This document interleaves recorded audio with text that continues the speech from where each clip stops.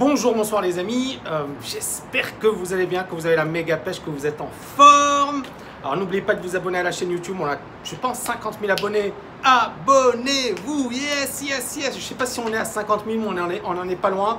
En tout cas, merci infiniment pour votre support, pour vos encouragements, pour vos messages, pour vos témoignages qui sont extraordinaires et vraiment merci, merci, merci du fond du cœur.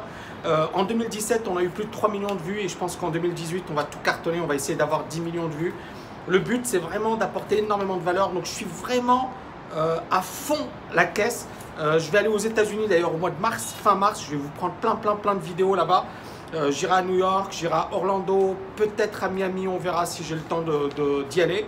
Je vais participer à pas mal de séminaires, etc. Et ce sera intéressant d'avoir des visuels depuis les États-Unis. Et ce que j'ai envie de dire, d'ailleurs, s'il y a des personnes aux États-Unis, etc., on pourrait faire un petit meet-up avec les abonnés YouTube aux États-Unis. La France, j'ai été invité récemment au Luxembourg, Suisse. Je vais essayer en 2018 ce que je n'avais pas fait avant.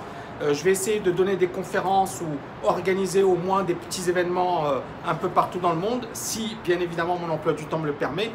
Mais en attendant, j'ai envie dans cette vidéo de parler d'un film que j'ai vu, Tout l'argent du monde, alors qui retrace la vie de Jean-Paul Getty, qui était l'homme le plus riche au monde. On dit même de lui que c'était l'homme le plus riche de l'histoire et c'est un milliardaire américain. Bon, le gars est méga super fortuné et c'est un film réalisé par Ridley Scott.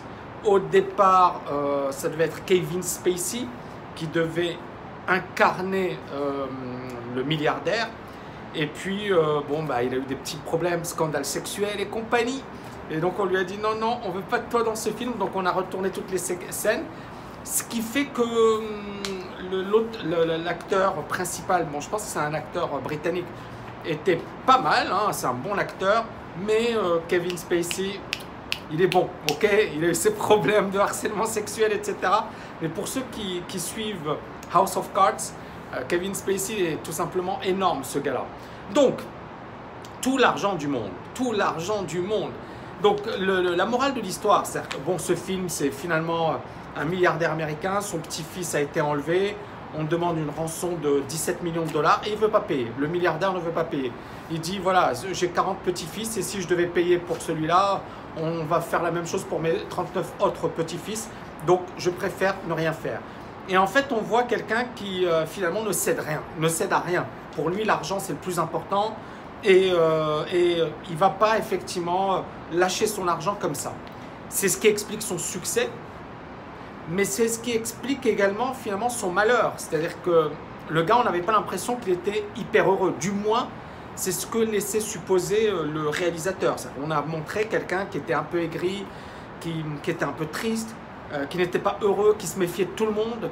Et il disait, voilà, tout le monde veut mon argent, tout le monde s'en prend à moi parce que je suis riche, parce que je suis l'homme le plus riche au monde. Et d'une certaine manière, il était assez froid à l'égard des gens, il n'avait aucune humanité à l'égard des autres. Donc moi, dans cette vidéo, j'ai envie de répondre à la question suivante. Est-ce que les gens riches sont heureux? Première question. Est-ce que ça vaut le coup de gagner de l'argent? Parce que quand on voit le gars, comment il a été dépeint, en fait, on voyait que c'était quelqu'un de matérialiste. Il achetait des tableaux, il achetait des œuvres d'art et il accumulait. Mais au final, il est mort et sa famille a distribué toutes ces œuvres d'art, d'accord, à des œuvres de charité, à des musées, etc. Et finalement, bah, tout ça pour ça. Tout ça pour ça. Est-ce que gagner de l'argent, c'est ça l'objectif de gagner de l'argent? Est-ce que c'est ça le but de devenir très riche? Alors dans ce film, il y avait 2-3 phrases qui étaient géniales. Donc il y a un certain moment, il lui dit, donc il y a Wahlberg qui parle à Getty, qui lui dit oui, par rapport à la richesse. Il lui dit, devenir riche, c'est facile. Mais c'est être riche qui est difficile. Ça, c'est une autre histoire. Donc, how to get rich is easy. But how to be rich, it's another story. Et c'est intéressant parce qu'on peut devenir riche. Et moi, encore une fois, je vous le dis, on peut devenir riche, on peut devenir libre financièrement, on peut effectivement s'émanciper de l'argent. Ça, c'est tout à fait possible. Après, beaucoup de gens, lorsqu'ils deviennent riches, ils perdent les pédales. Ils ne savent plus quoi faire, ils sont malheureux, ils sont tristes, ils sont aigris, ils sont sur la défensive.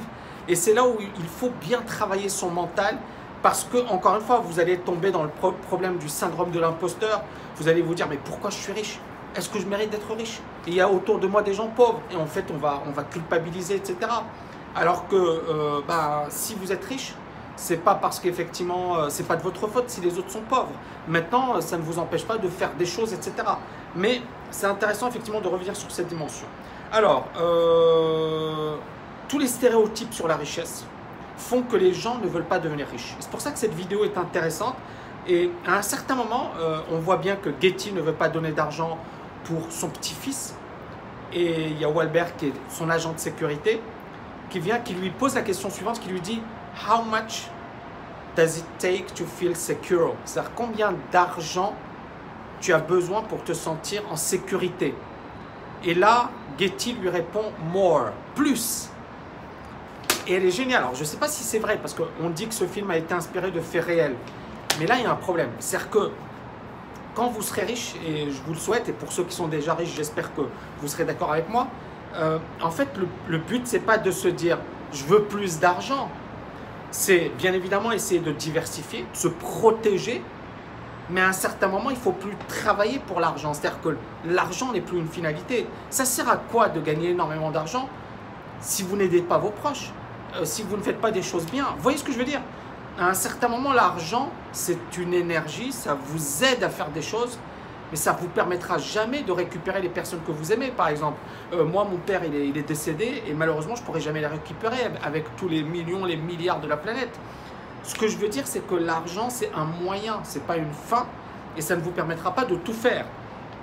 Donc là, on voit bien que Getty, il avait, même s'il était milliardaire, et je ne vais pas dire qu'il n'avait pas compris ce qu'était l'argent ou pourquoi il fallait finalement gagner de l'argent.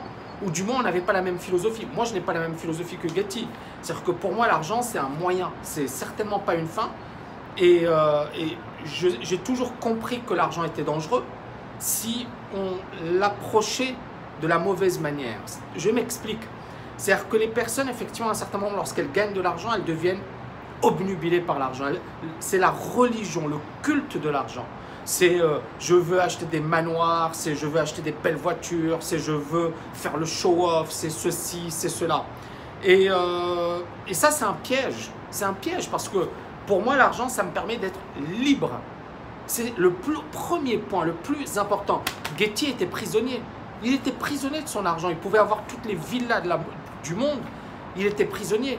Pour moi, le plus important, c'est d'être libre, faire ce que je veux, quand je veux, avec qui je veux. C'est ça ce que me permet l'argent. Être proche de ma famille, aider, voilà, assurer pour ma famille. C'est-à-dire que, par exemple, je ne sais pas, moi, mon fils, ma fille, ils veulent quelque chose, je suis là, j'assure pour eux, d'accord? J'assure pour ma famille, parce que c'est ça ce qui est le plus beau, finalement. C'est notre famille, nos proches. Donc, l'argent, c'est une énergie. Attention à ce que ça ne devienne pas un piège. Il ne faut pas faire quelque chose pour gagner de l'argent. Parce qu'en fait, le problème, c'est que l'argent, c'est important, etc. Mais en se focalisant que sur l'argent, on ne prend pas de plaisir. D'accord? Et moi, je le sais, parce qu'à un certain moment, quand j'ai atteint ma liberté financière, j'ai déprimé.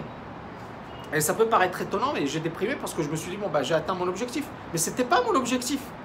Libre financièrement, c'est notre premier objectif. Après, c'est comment je vais impacter le monde, qu'est-ce que je veux faire, comment je vais me réaliser, qu'est-ce que j'ai envie de, quels sont mes kiffs, d'accord? C'est ça, c'est comme ça qu'il faut voir les choses. Mais se focaliser sur une chose, se dire, voilà, je suis riche, je suis millionnaire, génial. C'est vraiment, vraiment, vraiment que vous n'avez rien compris, d'accord? Et beaucoup de personnes, encore une fois, tombent dans ce piège. Les gens, bien évidemment, alors dans ce film, Getty disait l'argent c'est un poison, ou du moins même ma famille, je me méfie de ma propre famille parce qu'ils viennent chez moi que pour l'argent. Mais bon, c'est la nature humaine. Problème de Getty, il n'a pas compris que lui-même était comme ça, que nous sommes tous comme ça d'une certaine manière.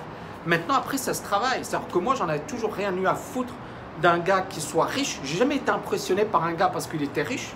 Ce qui m'intéresse chez une personne, ce sont ses qualités, c'est vraiment, comment dirais-je, ce qu'elle apporte, son talent, d'accord?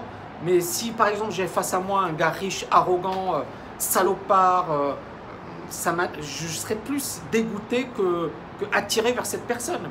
Donc voilà, alors lui il dit voilà, les personnes vont vous jalouser, vous repousser parce que vous avez de l'argent. Oui, oui, sans doute. Oui, moi j'ai eu des attaques, j'ai eu des insultes, j'ai eu des personnes effectivement qui m'ont tapé dessus à cause de ça. Mais d'un autre côté, on s'en fiche. Le plus important, c'est votre famille, c'est vos proches. Et il faut savoir pourquoi. Parce que moi, encore une fois, j'aurais pu tomber dans le piège de l'argent. Mais j'ai des valeurs, enfin j'espère avoir des valeurs. Et voilà, pour moi, l'important, c'est ma famille, ce sont mes proches, ce sont les personnes que j'aime, d'accord? Et c'est ça le plus puissant, c'est ça la plus grande richesse au monde. L'argent, ça nous permet d'être libre financièrement, de vivre la vie de nos rêves, de vivre des expériences magnifiques. Mais il ne faut pas que ça devienne une obsession, il ne faut pas que ça devienne une finalité, même si c'est un jeu. Hein. Pour moi, l'argent, c'est un jeu, c'est un game. Pour moi, c'est un challenge. Pour moi, c'est intellectuel, c'est un jeu intellectuel. Mais c'est pas, je pourrais perdre tout l'argent, tout mon argent, et ça ne me poserait pas de problème. Je ne serais pas comme Getty à me dire, voilà, pour moi, j'ai des priorités dans la vie, d'accord? Et l'argent, c'est clairement pas le numéro 1. Maintenant, j'ai conscience que l'argent, c'est important, que l'argent, ça peut changer une vie. J'ai vécu les deux situations. J'ai vécu situation de misère ou du moins de galère financière. Parce qu'encore une fois, il y a pire que moi. Donc, mais j'ai vécu les situations de galère financière. J'ai vécu les situations où, voilà, j'étais pas à l'aise financièrement. Et je vis aujourd'hui une situation où je suis à l'aise financièrement. Et pour moi, il n'y a pas photo. Je me sens aujourd'hui bien plus épanoui, bien mieux dans ma tête. J'ai beaucoup plus la pêche, beaucoup plus d'énergie qu'avant. Et ce qui est important, c'est que ce n'est pas que l'argent. C'est également mon mindset. C'est-à-dire que l'argent, si ce n'était que de l'argent, je ne serais pas heureux aujourd'hui. Je serais malheureux, je serais triste, je ne serais pas. Mais en fait, je me suis vraiment reconditionné. J'ai fait un gros travail sur moi-même. Même le fait de gagner de l'argent ou le fait effectivement d'être libre financièrement, c'est un piège parce que beaucoup, encore une fois, dépriment lorsqu'elles sont libres financièrement. Voilà, j'ai beaucoup de choses à dire par rapport à ce sujet. Dans les prochaines journées, dans les prochaines semaines, je vais vraiment vous apporter beaucoup de contenu de qualité. Continuez à nous suivre les amis, continuez à liker, à vous abonner à notre chaîne YouTube, abonnez-vous à notre newsletter, il y a pas mal de choses. 2017 ça a été une année incroyable, 2018 ça va être une année de folie, les amis. À bientôt, je vous souhaite une bonne soirée, ciao ciao ciao.